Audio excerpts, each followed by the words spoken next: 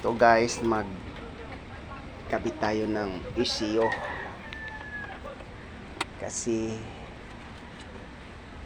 yung tinanggal to na hindi na maibalik. Ngayon subukan natin na ibalik. Hinubara nila lahat ng wire, mahirap ito sundan, pero tsagaan lang natin. Pang-apat na tayo mekaniko nito mga idol.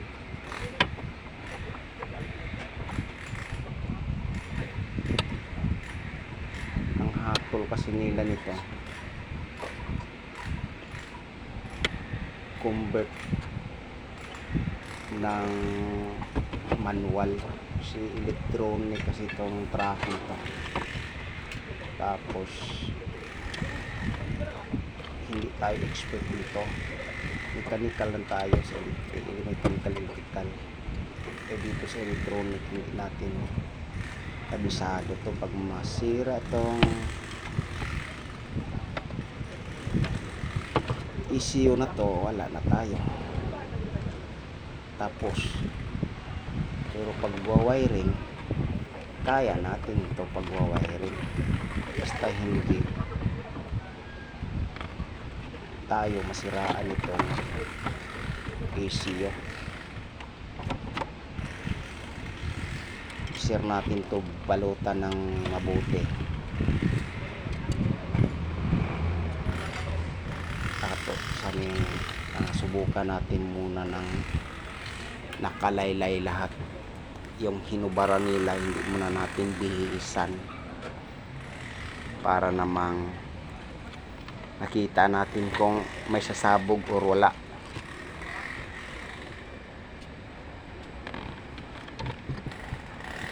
Kasi kung tayo lang ang nagbaklas nito, naghubad, alam natin kung may nasugatan o wala. Ngayon tayo ang nagsunod, hindi natin alam kung may nasugatan ng wire o wala. Kailangan natin sundan to pa isa-isa pag mapagana natin to.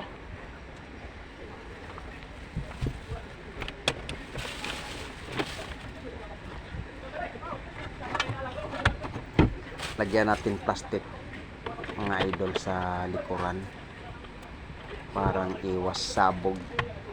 Baka mayroong nakabalat na wire, patay tayo dyan.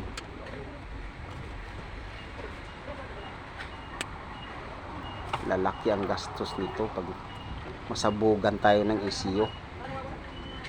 Matuluyan to ng conversion. 90,000 mga idol. Convert daw dito. Comment lang kayo mga idol kung totoo ba to. 90,000 electronic convert manual.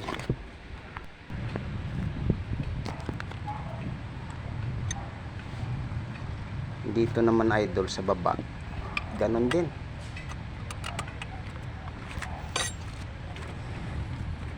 Bara nila lahat to.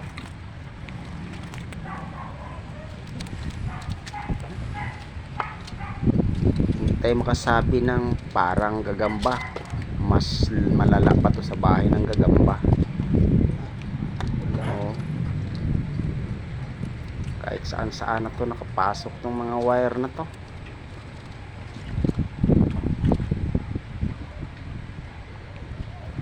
Ayusin natin to mga idol para namang gaganahan tayo sa mga ginagawa natin na kung ganahan o masaya tayo kasi success yung ginagawa natin.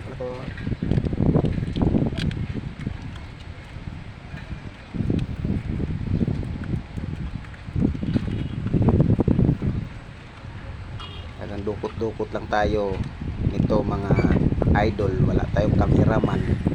Ang likod pa naman tong camera pala. So,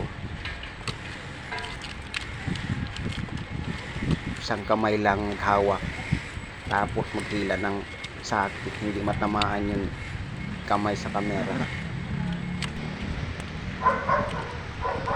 Hindi ko klaro dahil nahanap lang natin itong mabanong sa trabaho. Ikaw yun pa, hindi mo pinindo, nagsasalita ka na kanina. Ba't may tunog pa to? Haba. Tumutunog. Yung background. Sana yun? Bakit bumalik? Ang nasa talagang kamera. Wala. Ito muna.